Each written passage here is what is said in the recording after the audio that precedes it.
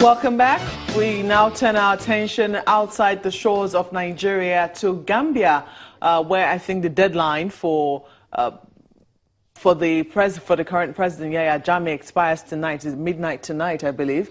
We're being joined now by Ibrahim Mak, who is the Vice President, Budget and Finance of the African Bar Association. You're welcome to Sunrise Daily. Thank you.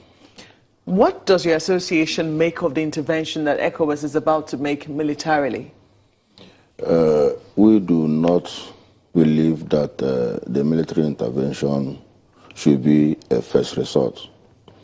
Based on our charter, we set out with a team between the 19th and 21st of December to go to Banjul, Gambia, to meet the warring factions. We were able to meet with the President Jammeh. We also met with President-elect and his coalition partners. We also met the Attorney General of the country and the Independent Electoral Commission members, 5, the chairman and 4 other members. They also related their own side of the story.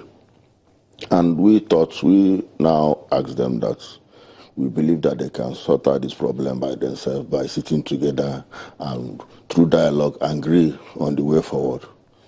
They gave us their words. We have to go back in early January, but we couldn't get flights to go back to that place. Eric did not fly on the 2 days we are doing. Then we issued our statement and thought that the place is not yet ripe for such military intervention because there are things that will happen that will make that intervention to be possible. There are no breakdown of law and order now in that place. There is no genocide going on there.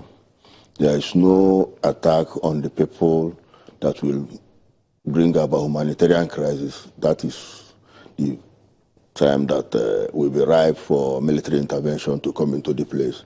Even from up to today, there are nobody protesting on the streets in that place.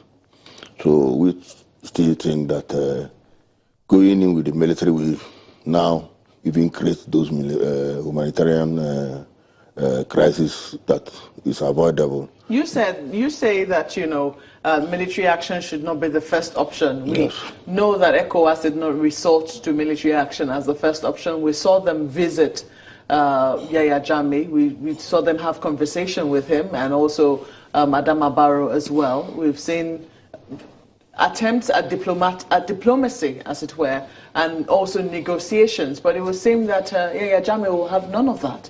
Do you think that he would have been more pliable? He had been given a bit more time?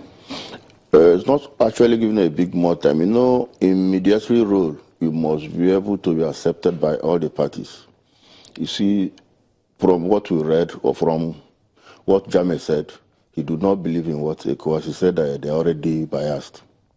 So once a party or that type of thing has seen you as being biased, he will never give you the cooperation for you to sort out the problem. They would have looked for more other people who have not said one thing or the other to exacerbate the matter. That is how you can sort out the problem. Let's not forget where we're coming from. It's not like there was an election that was in dispute. This was an election that was clearly won by Adama Barrow. I mean, we saw the president, Yahya Jammeh, concede defeat, say, I accept the results of this election. We also saw him put a phone call through, which was heavily publicized. And then all of a sudden, a couple of weeks after or days after, he makes a vote face and says, I no longer accept the results of the elections because he believes that there was a fraud somewhere. What was the international community, first of all, supposed to think when he accepted the results of the election first and then makes a vote face?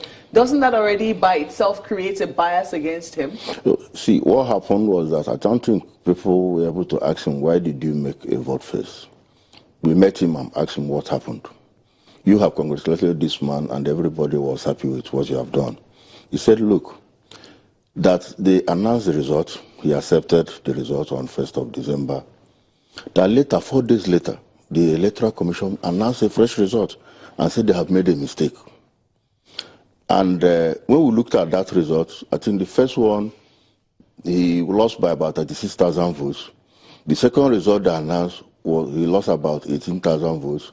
Then he was now saying that he now felt that something was wrong.